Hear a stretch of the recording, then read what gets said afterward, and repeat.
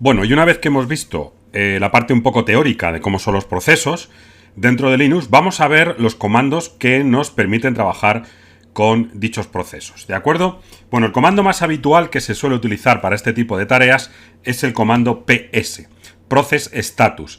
El comando ps a secas nos da los procesos que se están ejecutando dentro de la propia shell, ¿de acuerdo? Entonces podemos comprobar aquí que aparece la propia shell, el bash, y luego un proceso que se llama ps, que es este propio proceso, es decir, ha cazado, entre comillas, ps se ha cazado a sí mismo, ¿vale? Entonces, dentro de las propiedades o campos que nos visualiza el comando ps, tenemos el PID, ¿de acuerdo? Todo proceso en Linux hemos quedado que tiene un número de identificador, un Process Identification, es decir, un número de proceso. Cada uno de ellos tiene este. Luego tenemos el TTI, que es el terminal desde el cual se está ejecutando, que es desde la propia shell, y luego pues el tiempo, digamos, de ejecución y el comando propiamente dicho. ¿Vale? Si quiero algún tipo de información más, puedo poner ps-f, ¿vale? El "-f", uy, perdón, que he puesto pf y no me va a decir nada, claro. ps-f me da alguna información más interesante. En este caso nos dice, aparte del PID, el PPID. ¿Qué es esto? Es el Process Parent ID, es decir, el proceso padre. ¿De acuerdo? Entonces, luego nos da otra serie de datos que veremos luego, ¿vale? Un poquito más adelante. Podemos comprobar ahora que nos da estos dos. Bueno, aquí vemos claramente la relación que hay entre estos dos procesos. Es decir, el proceso ps-f tiene este PID, este es su proceso identificador. Y este es el proceso padre, es decir, el que lo ha generado. Hemos quedado, en la parte teórica que hemos visto, que todo proceso es hijo de uno anterior, hasta llegar al proceso primitivo o el proceso primero, que era el famoso init o systemd. Entonces vemos que el proceso padre de 7147 es la bash, ¿de acuerdo? Es decir, que la bash ha sido el proceso que ha arrancado, ha ejecutado este de aquí, ¿de acuerdo? Bueno, una vez que hemos visto un poco los comandos, digamos, básicos de ps, vamos a verlo en su forma más completa. Tenemos otra opción que es ps-l, que nos da todavía más datos de nuestro, digamos, proceso. Por ejemplo, en este caso podemos ver algunos campos adicionales, como puede ser el flag, que nos suele dar un número de acuerdo al tipo de proceso. Hay que leer un poco la documentación para verlo con detalle. Pero, por ejemplo, para que os hagáis una idea, el 4 significa que el proceso se está ejecutando como superusuario, ¿de acuerdo? Es decir, bueno, o más que como superusuario, con permisos superiores a los que tiene el usuario que lo lanza. Lo cual es lógico porque el PS tiene que ver cosas del sistema y, por lo tanto, aunque yo lo lance, hace cosas por debajo que pertenecen a root. Pero bueno, luego tenemos el estado, ¿de acuerdo? State, para que nos hagamos una idea, el estado, lo tengo aquí preparado, depende de lo que ponga, pues puede tener distintas caracteres, distintas letras.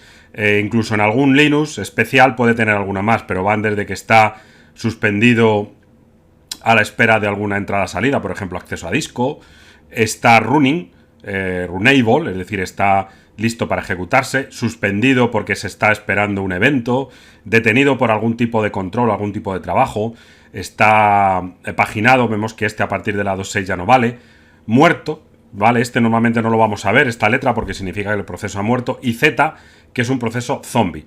El proceso zombie normalmente es que cuando yo mato a un proceso que es hijo de otro, el padre lo elimina, digamos, es el padre el encargado. Y en este caso es el padre todavía no se ha dado cuenta. Entonces el sistema sabe que el proceso ya no está, o que está muerto, o que no funciona, pero todavía no ha sido liberado o eliminado de la tabla de procesos, ¿de acuerdo?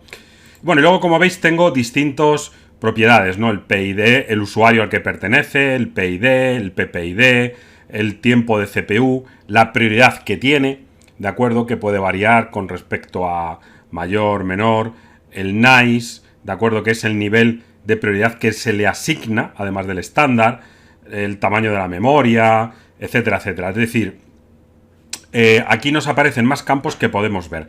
De hecho, ps es uno de los comandos que más opciones tiene. Bueno, ¿y qué pasa si yo quiero ver todos los procesos que hay en el sistema? Bueno, pues para eso puedo poner, por ejemplo, ps-ef. Si lo pongo así, tengo un problema, y es que, como hay tantos, lo lanza todo seguido hacia abajo, ¿vale? Entonces vamos a poner lo siguiente: ps-ef les, que recordemos que era un comando que me permitía paginar la salida, ¿de acuerdo? De manera que puedo ir página a página. Bueno, lo primero aquí es que ya vemos unas cosas muy interesantes. Por cierto, el ps-ef es otro formato, ahora veremos alguno más, ¿eh? Es que el ps tiene una cantidad enorme de formatos para sacar los campos de distinto tipo. Pero el ps-ef, le digo, es que me dé un full, es decir, todos los procesos del sistema, y que me los presente un poco de esta manera. El UID, y luego el PID y el PPID. ¿De acuerdo? Bueno, aquí vemos algo muy interesante, y es que el PID, el proceso inicial, es el /sbin /init. Si recordáis, en la parte teórica hemos visto que el proceso init o systemd es el que arrancaba, dependiendo de la versión que estuviéramos utilizando de Linux. En realidad, a día de hoy, prácticamente todos utilizan systemd.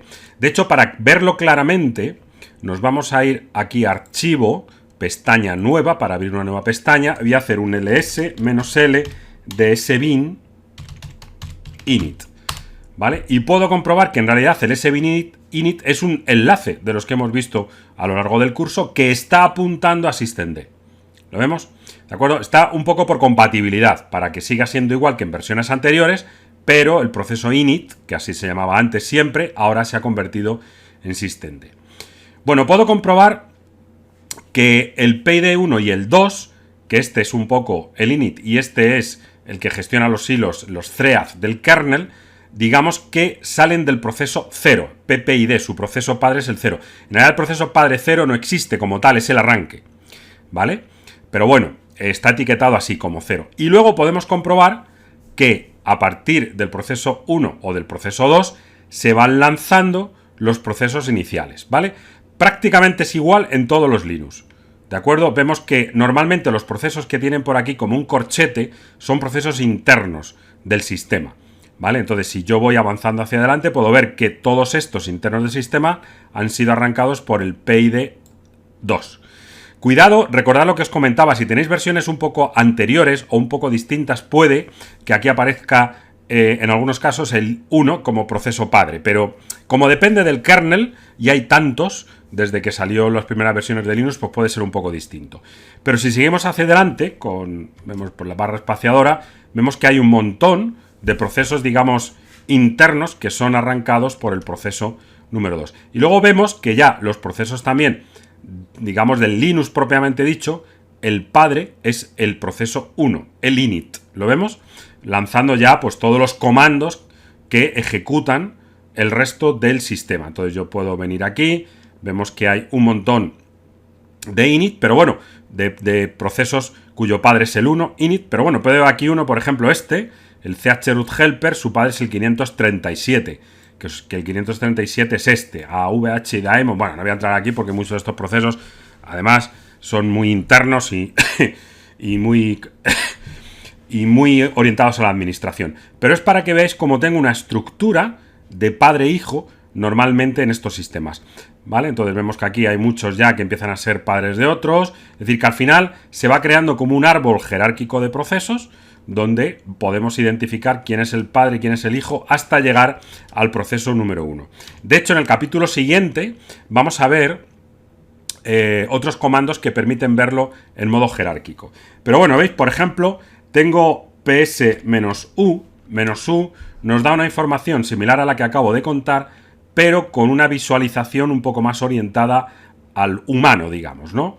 Vemos que aquí aparecen, pues, un poco determinados procesos que están dentro del ámbito de este usuario y vemos que pone el usuario, el PID que lo ha lanzado, la CPU que está utilizando, la memoria, ¿vale? El estado, veis que antes ponía SR o algún dato parecido para lo que os comentaba aquí de Runnable, Suspended, W, etcétera, mientras que ahora podemos ver que nos aparece con más información, sleep, etcétera, etcétera, ¿vale?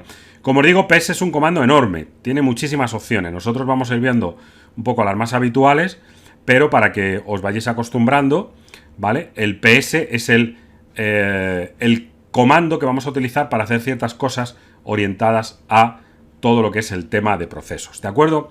Bueno, como el vídeo se ha hecho bastante largo, relativamente largo, vamos a pasar al capítulo siguiente, donde seguimos hablando de ps y otros comandos similares que nos permiten ver el tema de los procesos, ¿de acuerdo?